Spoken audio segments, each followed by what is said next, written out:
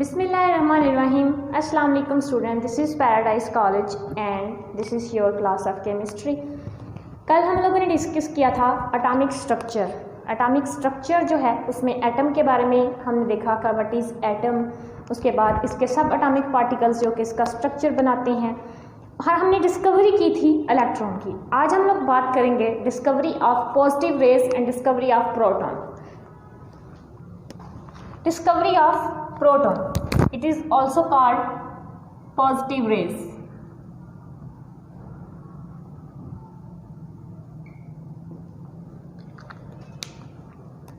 ये 1886 की बात है। इन 1886 एक साइंटिस्ट था जिसका नाम था गोल्डस्टाइन।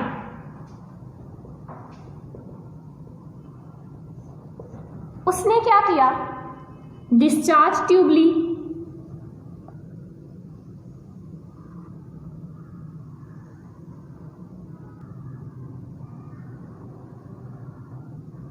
ऑब्वियसली डिस्चार्ज ट्यूब में उसने दो लिए इलेक्ट्रोड, जो बैटरी के नेगेटिव टर्मिनल के साथ जो था कनेक्ट था दैट इज कॉल्ड कैथोड, और जो पॉजिटिव टर्मिनल के साथ था दैट इज कॉल्ड एनोड। अब उसने क्या किया, यहाँ पे कुछ चेंजिंग की। चेंजिंग क्या की, उसने जो है यूज किया परफोरेटेड कैथोड। परफोरेटेड कैथोड का मतलब है सुराखदार, जिसमें होल्स थे। उसने ऐसा कैथोड यूज किया जो कि परफोरेटेड था। परफोरेटेड का मतलब है जिसमें क्या थे, होल्स थे। जब इसको हाई वोल्टेज प्रोवाइड की गई तो यहां से जो है रेडिएशन निकलना शुरू हो गए, जो कि इलेक्ट्रॉन्स थे, नेगेटिवली चार्ज पार्टिकल जो थे यहां से एमिट होना शुरू हो गए। अब एट द सेम टाइम कुछ और पार्टिकल्स जो थे जिनके ऊपर पॉजिटिव चार्ज था, या उसको आप रेस कह सकते हैं, वो निकलना शुरू हो गई और वो पास कर गई इन परफोरेटेड कैथोड से, और उन्होंने जाके स्ट्राइक की wall of glass tube. Glass tube की वॉल के साथ जब स्ट्राइक की तो यहां पे प्रोड्यूस हुई फ्लोरेसेंस। अब ये क्या, ये रेस जो है जो कि opposite to the cathode produce हो रही हैं, क्या ये एनोड से निकली हैं जो कि पास कर गई हैं परफोरेटेड कैथोड से? नहीं, ये एनोड की सरफेस से ओरिजिनेट नहीं हुई। ये कहाँ से ओरिजिनेट हुई हैं? ये जो आपके पास डिस्चार्ज ट्यूब है जो कि फिल्ड है विद गैस। किसके साथ फील्ड है? गैस के साथ फील्ड है। इसमें जो मॉलिक्यूल्स ऑफ गैस हैं, मॉलिक्यूल ऑफ गैस, उनको ये जो आपके पास इलेक्ट्रॉन्स थे, कैथोड रेस थी, उन्होंने किया आयोनाइज। मॉलिक्यूल गैस को क्या किया? आयोनाइज किया। जब ये आयोनाइज्ड हो गए तो इसमें से जो नंबर ऑफ इलेक्ट्रॉन्स थे ये हो गए नॉकआउट।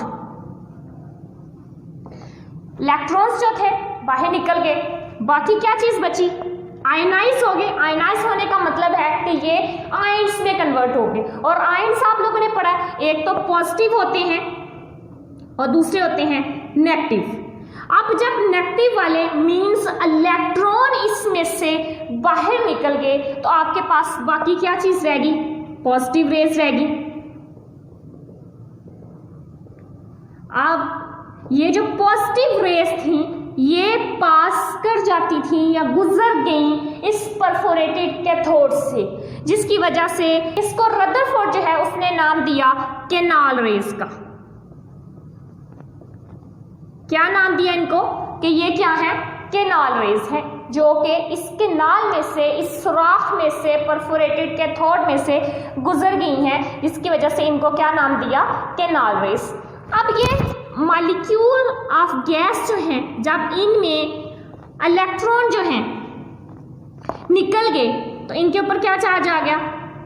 मॉलिक्यूल ऑफ गैस है, जब इसमें ये इलेक्ट्रॉन जो हैं ये स्ट्राइक करते हैं कि ये बनती कैसे हैं, हाउ पॉजिटिव रेज या प्रोटॉन जो हैं वो बनते कैसे हैं डिस्चार्ज ट्यूब के अंदर। तो आपने देखा कि जब मॉलिक्यूल ऑफ गैस के साथ ये हाई बीम ऑफ इलेक्ट्रॉन्स ये इसके साथ स्ट्राइक करेंगे तो ये मॉलिक्यूल्स ऑफ गैस को आयनाइज कर देंगे और आयनाइज करके इसमें से जो इलेक्ट्रॉन्स हैं ये इसको नॉकआउट कर देंगे। तो ये जो पॉजिटिव चार्ज है this shows that the discovery of positive raise. ये तो आपके पास डिस्कवरी ऑफ आ गई पॉजिटिव रेज। अब हम लोग इसकी प्रॉपर्टीज जो है उसको डिस्कस करते हैं कि इनकी प्रॉपर्टीज क्या हैं।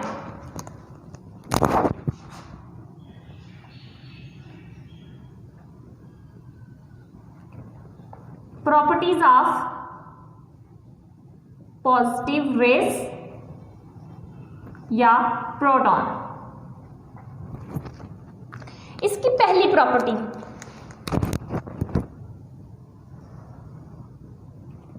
कि these are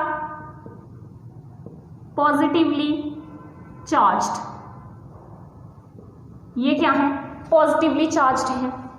ये पॉजिटिवली चार्ज्ड हैं जो कि इलेक्ट्रिक फील्ड और मैग्नेटिक फील्ड को जो है वो क्या करते हैं? डिफ्लेक्ट करती हैं। दूसरी property, these rays travel in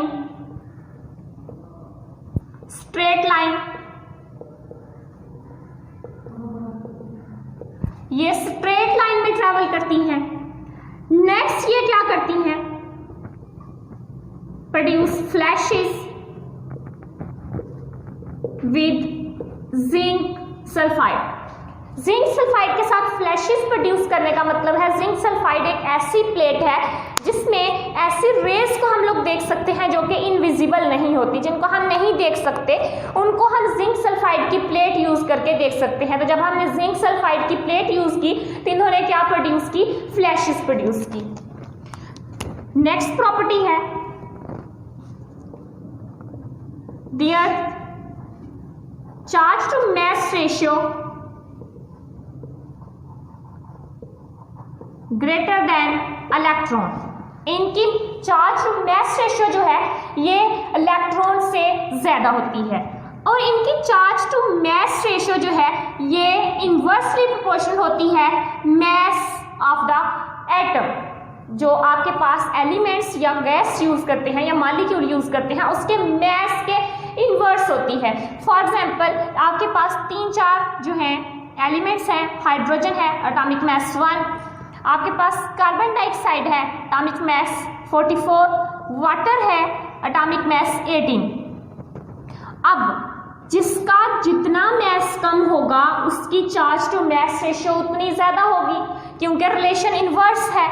तो यहाँ पे हाइड्रोजन जो है इसकी चार्ज टू मास रेशियो ज्यादा है। क्यों ज्यादा है? क्योंकि इसका मास कम है। उसके बाद वाटर जो है उसकी चार्ज टू मास रेशियो ज्यादा होगी अदर देन कार्बन डाइऑक्साइड, क्योंकि यहाँ पे आपके पास जो है ये चार्ज टू मास रेशियो मास के इनवर्स रिलेशन है। जैसे अगर मास कम होगा चार्ज टू मास रेशियो जो है वो ज्यादा होगी। अब हाइड्रोजन जो है, हाइड्रोजन को लेते हैं हम कि हाइड्रोजन की मास टू चार्ज रेशियो जो है वो सबसे कम है।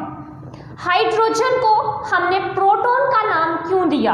आप लोग देखेंगे हाइड्रोजन है, ये इसका न्यूक्लियस है, ये इसका फर्स्ट शेल, इसमें एक प्रोटॉन है, न्यूट्रॉन कोई नहीं है, एक इलेक्ट्रॉन जो है वो रिवॉल्व कर रहा है। जब हम हाइड्रोजन आयन से या आपके पास हाइड्रोजन एटम है इससे हम एक इलेक्ट्रॉन भी निकाल लेते हैं जिसके ऊपर आ जाएगा पॉजिटिव चार्ज। ये जो पॉजिटिव चार्ज है अब इसके पास क्या है? जस्ट प्रोटॉन है और प्रोटॉन पे कौन सा चार्ज होता है? पॉजिटिव। इस वजह से हाइड्रोजन जो है आयन है, इसको हम लोग हाइड्रोजन पॉजिटिव आयन है, इसको हम लोग नाम देते हैं प्रोटॉन का, क्योंकि इसके न्यूक्लियस में सिर्फ एक प्रोटॉन रह जाता है जिसकी वजह से हम इसको किसका नाम देते हैं? प्रोटॉन का नाम देते हैं।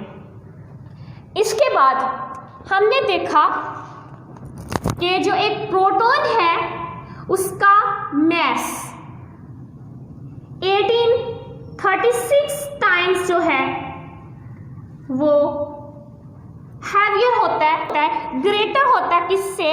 इलेक्ट्रॉन से। ये तो इसकी थी प्रॉपर्टीज के। प्रॉपर्टीज में क्या है? पहले ये पॉजिटिव चार्ज है। पॉजिटिव चार्ज का मतलब कि ये इलेक्ट्रिक फील्ड और मैग्नेटिक फील्ड को डिफ्लेक्ट कर देते हैं, स्ट्रेट लाइन में ट्रैवल करते हैं, जिंक सल्फाइड के साथ फ्लोरेसेंस काज करते हैं।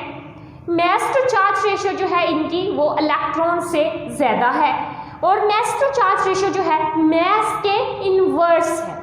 जितना मास कम होगा तो चार्ज टू मास रेशियो है वो ज्यादा होगी, और जितना ही मास बढ़ता जाएगा चार्ज टू मास रेशियो जो है वो कम होती जाएगी।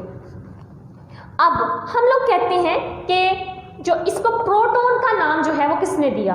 प्रोटॉन का नाम इसको दिया रदरफोर्ड ने। Name Rutherford.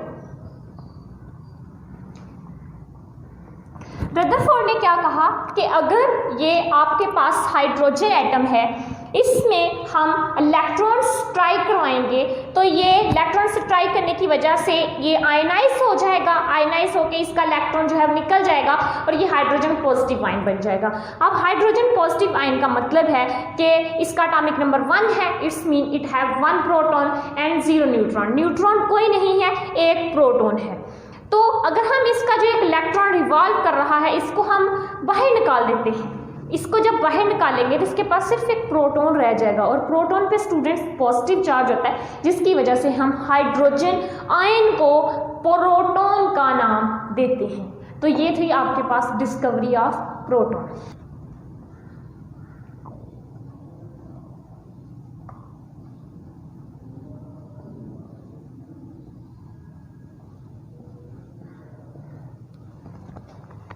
नेक्स्ट है discovery of neutron. Discovery of neutron ये कैसे हुई? स्टूडेंट्स 1886 तक जो थे इलेक्ट्रॉन और प्रोटॉन्स जो थे वो डिस्कवर हो चुके थे। 1886 तक इलेक्ट्रॉन्स और प्रोटॉन डिस्कवर हो चुके थे। 1895 तक इनकी प्रॉपर्टीज जो थी वर आल्सो डिस्कवर्ड।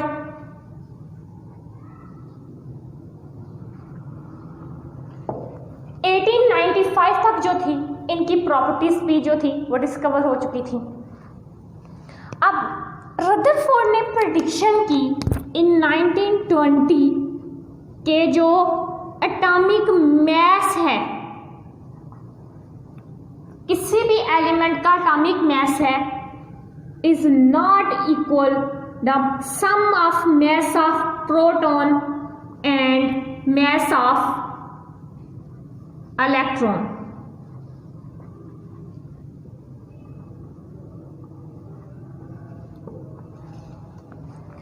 उसने देखा कि जो किसी भी एलिमेंट का एटॉमिक मास है वो मास ऑफ प्रोटॉन और मास ऑफ इलेक्ट्रॉन का सम नहीं है। इसका मतलब है कि कोई और पार्टिकल भी है जिसका चार्ज तो कोई नहीं है। इसने क्या प्रेडिक्ट किया? There must be some another particle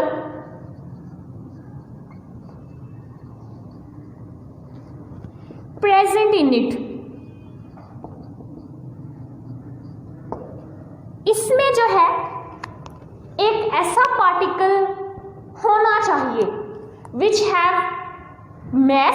have some mass but no charge, जिसका कोई चार्ज ना हो लेकिन मास जरूर हो, जिसको हम सम अप करके किसी भी एलिमेंट के एटॉमिक मास के बराबर ले आए। After the death of Rutherford उसकी प्रेडिक्शन स्टिल वहां है, लेकिन उसकी डेथ के बाद उसका स्टूडेंट था जिसका नाम था जेम्स चैडविक। जेम्स चैडविक जो था in 1932 after the death of Rutherford, उसका स्टूडेंट था जेम्स चैडविक। उसने डिस्कवर किया, क्या डिस्कवर किया? न्यूट्रॉन। Discover neutron. उसने ये डिस्कवर्ड कैसे किया? 1935 में ही was awarded by a Nobel prize. उसको इस बात पे नोबेल प्राइज भी मिला फिजिक्स में। जेम्स चैडविक ने एक्सपेरिमेंट परफॉर्म किया और उस एक्सपेरिमेंट की जो बेस थी वो थी artificial radio activity.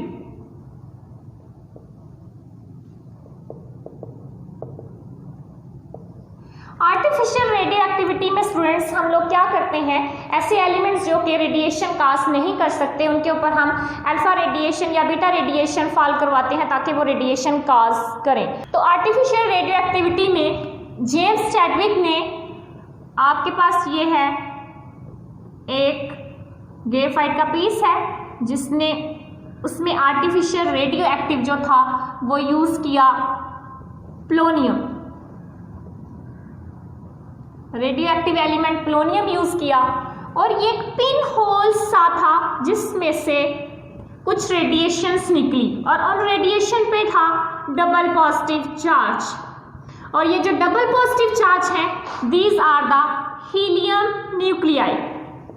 Helium nuclei का मतलब है कि आपके पास एक हीलियम एटम है, एटॉमिक नंबर 2, एटॉमिक मास 4। जब इन पे रेडिएशन फॉल होगी तो इनमें से दोनों जो इलेक्ट्रॉन्स हैं ये निकल जाएंगे, उनके ऊपर +2 का चार्ज आ जाएगा। ये जो +2 का चार्ज है और इसमें से 2 इलेक्ट्रॉन्स निकल गए हैं, ये बनते हैं हीलियम न्यूक्लियाई, जिनको हम अल्फा पार्टिकल्स का नाम भी देते हैं। जब ये निकले अल्फा पार्टिकल्स या हीलियम न्यूक्लियाई, इसको हम अल्फा पार्टिकल्स भी बोल सकते हैं, जब ये इसमें से निकले इन्होंने स्ट्राइक किया ब्रिलियम टारगेट के साथ।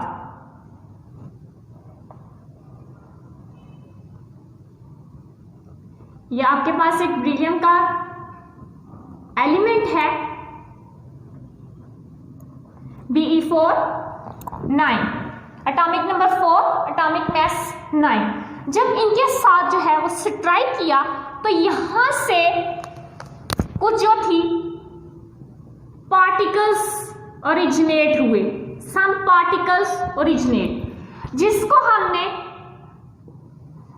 चेक किया चार्ज डिटेक्टर से।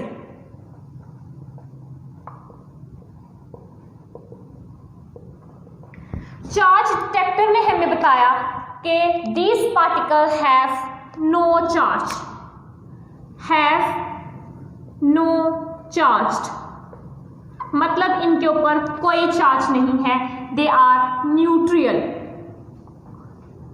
न्यूट्रल होने की वजह से इनको नाम दिया चैडविक ने न्यूट्रॉन का।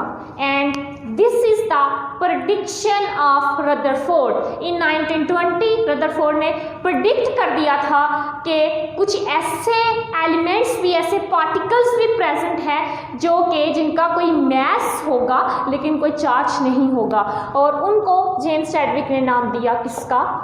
न्यूट्रॉन का। अब आपने देखा कि यहाँ पे हीलियम जो है, हीलियम न्यूक्लियाई, जब ये स्ट्राइक करेंगे ब्रिलियम के साथ तो यहां पे न्यूट्रॉन जो है उसका प्रोसेस हो रहा है, न्यूट्रॉन की डिकेशन हो रही है, डिके हो रहा है न्यूट्रॉन का, तो ये एक न्यू पार्टिकल्स बना देंगे। 4 और 2 6, तो 6 एटॉमिक नंबर होता है किसका? कार्बन का। 9 और 4 13, तो इसका एटॉमिक मास 12, और एक न्यूट्रॉन जो है वो इससे अमिट हो गया। यानी कि जब इनकी कोई भी हीलियम न्यूक्लियाई किसी दूसरे एलिमेंट के साथ स्ट्राइक करते हैं उस तो अपने आप को रीअरेंज कर लेते हैं, एक नए एलिमेंट एलिमेंट्स में। और ये जो नया एलिमेंट बनेगा, ये जो कार्बन 12 है, these are radioactive isotopes, जो कि बायोलॉजिकल मेथड में कैंसर के ट्रीटमेंट के लिए यूज हो रही हैं। जी स्टूडेंट, ये तो आपके पास क्या था, डिस्कवरी ऑफ न्यूट्रॉन्स। मैं दोबारा रिपीट करती चलूँ कि न्यूट्रॉन्स जो है वो डिस्कवर कैसे हुए। न्यूट्रॉन की डिस्कवरी हमने करवाई आर्टिफिशियल रेडियो एक्टिविटी प्रोसेस से। इसमें हमने radio active element polonium use किया है। जब पोलोनियम यूज किया तो इससे कुछ रेडिएशन निकली जो कि +2 चार्ज था, और ये जो 2 पॉजिटिव चार्ज थे ये हीलियम के न्यूक्लियाई थे, जिनको हम अल्फा पार्टिकल कहते हैं। ये अल्फा पार्टिकल को जब हमने स्ट्राइक करवाया बेरिलियम के टारगेट के साथ, तो कुछ पार्टिकल्स ओरिजिनेट हुए जिनको हमने चार्ज डिटेक्टर से चेक किया, जिनका कोई चार्ज नहीं था। इससे जो है हमें पता चला कि ये जो है न्यूट्रल पार्टिकल्स का नाम है न्यूट्रॉन। अब हीलियम न्यूक्लियस निकले, बेरिलियम टारगेट के साथ स्ट्राइक किया, तो इन्होंने अपने आप को रीअरेंज कर लिया एक नए कंपाउंड में, नए एलिमेंट में, और साथ में न्यूट्रॉन्स जो है वो अमिट हो गया। अब डिस्कस करते हैं properties of neutron.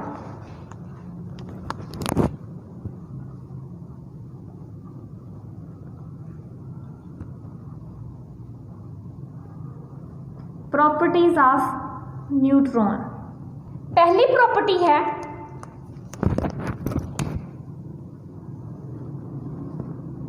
DK neutron. Neutron जो है इट सेल्फ डिके होता है। डिके होने का मतलब टूटता है। न्यूट्रॉन जो है टूटेगा किसमें? प्रोटॉन में, इलेक्ट्रॉन में एंड न्यूट्रिनो में। प्रोटॉन, एक प्रोटॉन इसमें, एक neutron and 0 neutron, neutrino 0 proton and 0 neutron. अब ये जो है +1 -1 जो है वो कैंसिल हो जाएंगे और इसका एटॉमिक मास आ जाएगा 1, यानी इसमें सिर्फ एक न्यूट्रॉन जो है ये बच गया। ये इसमें डिके हो जाएगा। डिके का मतलब इसमें टूट जाएगा। अब ये न्यूट्रॉन जो है ये इस सेल्फ डिके होता है फर्दर 3 पार्टिकल्स में, प्रोटॉन्स में, इलेक्ट्रॉन्स में एंड न्यूट्रिनो में। सेकेंड प्रॉपर्टी है इसकी, neutrons are highly penetrating particles. Next है न्यूट्रॉन्स जो है 2 टाइप्स के होते हैं। एक आपके पास है न्यूट्रॉन्स 2 टाइप के होते हैं। First one is slow neutron and seconds are fast neutron.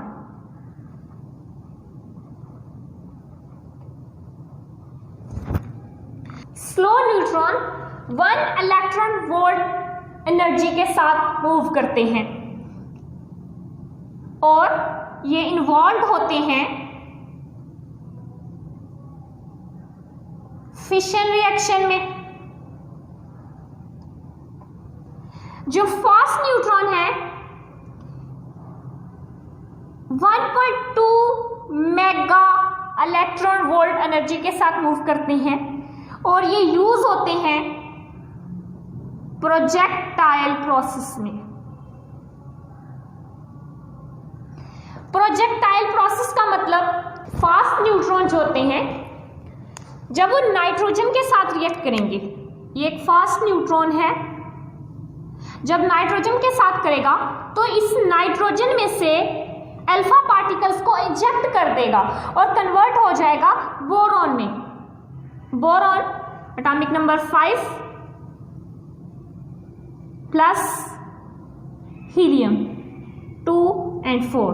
अब यहां पे स्टूडेंट्स आप लोग देखें 7 5 to 7 14 and 1 15 11 and 4 15।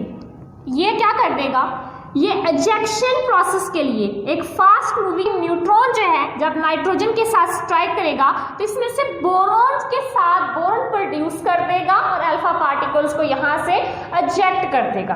अब जो स्लो मूविंग न्यूट्रॉन है जो कि इन्वॉल्व होते हैं फिशन रिएक्शन में। स्लो न्यूट्रॉन स्ट्राइक करते हैं कॉपर के साथ, इसके साथ स्ट्राइक करते हैं,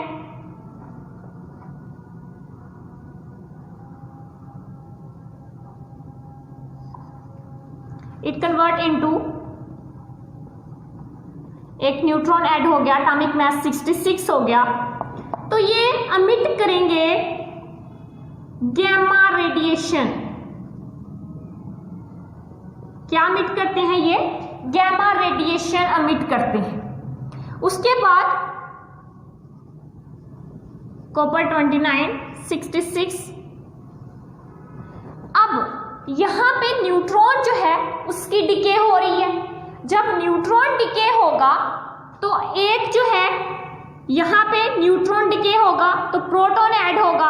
अब यहां पे कॉपर जो है उसमें न्यूट्रॉन की डिकेइंग हो रही है, न्यूट्रॉन इटसेल्फ डिके हो रहा है। जब न्यूट्रॉन डिके होगा इट्स मीन प्रोटॉन इसमें ऐड होगा। जब प्रोटॉन ऐड होगा तो एटॉमिक नंबर जो है वो 30 हो जाएगा। As you know student, atomic number 30 होता है जिंक का, 66, 1 इलेक्ट्रॉन जो है इसमें से निकल गया। अब ये एमिट करेंगे beta radiation. Beta radiation, electron निकला है, बीटा रेडिएशन एमिट करेंगे। यहाँ पे कॉपर जो है इसमें न्यूट्रॉन का डिके हो रहा है, न्यूट्रॉन का डिके होगा, atomic mass increase, atomic number increase होगा। जब एटॉमिक नंबर इंक्रीज होगा इट कन्वर्ट इनटू 30, और 30 जो है ये एटॉमिक नंबर होता है जिंक का। तो यहाँ पे एक इलेक्ट्रॉन निकला है जो कि क्या है? बीटा रेडिएशन एमिशन है। यहाँ पे बीटा रेडिएशन एमिट कर रहे हैं। तो ये जो बीटा रेडिएशन है जो कि एक इलेक्ट्रॉन है, नेगेटिव चार्ज है, बीटा रेडिएशन को शो कर रहा है। ये स्टूडेंट्स क्या करेंगे? ये एमिशन कर रहे हैं प्रोटॉन की। यहाँ पे प्रोटॉन एडअप हुआ है जिसकी वजह से इसका एटॉमिक नंबर जो है वो इंक्रीज हो गया है। और बायोलॉजिकल